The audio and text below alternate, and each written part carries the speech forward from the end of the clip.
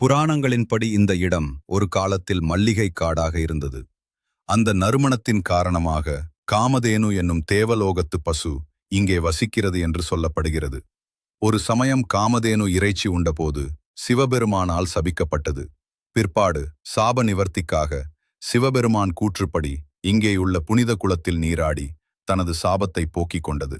பாவத்திலிருந்து விடுபட்ட பசு இந்த குளத்தில் தனது பாலை சொரிந்ததால் இந்த குளம் பால் குளம் என்றே அழைக்கப்பட்டது.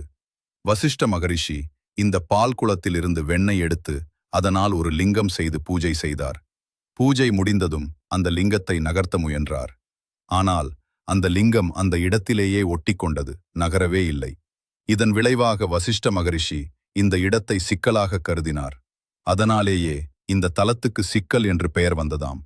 ஐப்பசி மாதத்தில் கந்த சஷ்டி விழா இந்த தலத்தில் மிகச் சிறப்பாக கொண்டாடப்படுகிறது.